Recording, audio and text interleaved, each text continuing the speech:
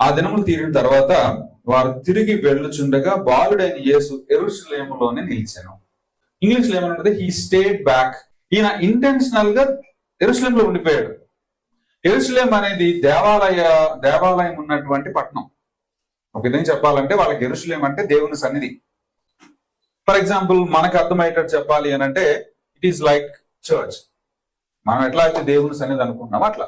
యేసు ప్రభు వారు లేకపోతే అక్కడ ఉన్నటువంటి వాళ్ళు చాలా ఉత్సాహంగా మందిరానికి వెళ్ళేవాళ్ళు.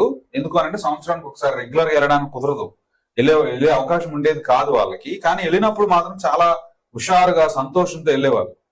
మనకున్న ప్రాబ్లం ఏంటనంటే, మనకి చర్చ్ అందుబాటులో ఉంది, ప్రతి వారం వెళ్తాము, ప్రతి వారంలో 2-3 సార్లు చర్చికి వెళ్ళడానికి ఏదో కూడికలు జరుగుతూ ఉంటాయి కాబట్టి మనకి చర్చ్ అంటే నిర్లక్ష్యం. కొన్నిసార్లు మనల్ని మందిరానికి తీసుకురావడం ఒక పెద్ద ఛాలెంజ్. ఇంకా విషయం ఏంటంటే, చాలా మందిని మనం చూస్తా ఉన్నప్పుడు చర్చ్ అయిపోగానే కనపడరు. ఇంకా ఎందుకు ఈ మాటలు చెప్తా ఉన్నాను అని అంటే, హీ స్టేడ్ బ్యాక్. 12 సంవత్సరాల వయసులో యేసు ప్రభు వారు దేవుని సన్నిధిలో యెరూషలేము దేవాలయంలో ఆయన ఉద్దేశపూర్వకంగా ఉండిపోయాడు, తప్పిపోలేదు. I want to be in the presence of God. దేవుని సన్నిధిలో ఉండాలి నేను.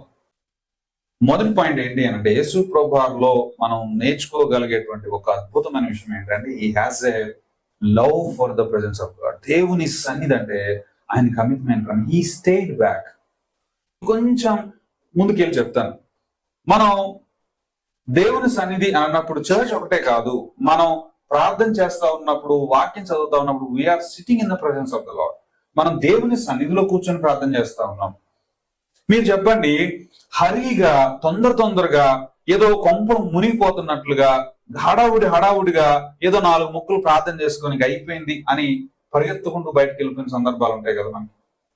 వాక్యం చదివేటప్పుడు స్టే బ్యాక్, కూర్చొని టైం తీసుకొని దేవుని సన్నిధిలో దేవుడు మాట్లాడుతూ ఉంటే, దేవునికి ప్రార్థన చేస్తా ఉన్నప్పుడు టైం తీసుకొని హరిగా కాకుండా తొందరపడకుండా ఆయన సన్నిధిలో కూర్చొని ఆయన స్వరాన్ని వినేటువంటి అనుభవాలు మనకున్నాయా?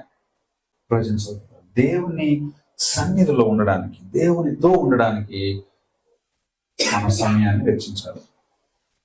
అది దేవుని యొక్క దయ మన మీద ఉంది, దేవునిలో మనం ఎదుగుతున్నాము అనడానికి మొదటి సింప్టమ్ ఏంటి అని అంటే, we have a love for the presence of God, heart for the presence of God. దేవుని సన్నిధి కోసం తహతహలాడతాం.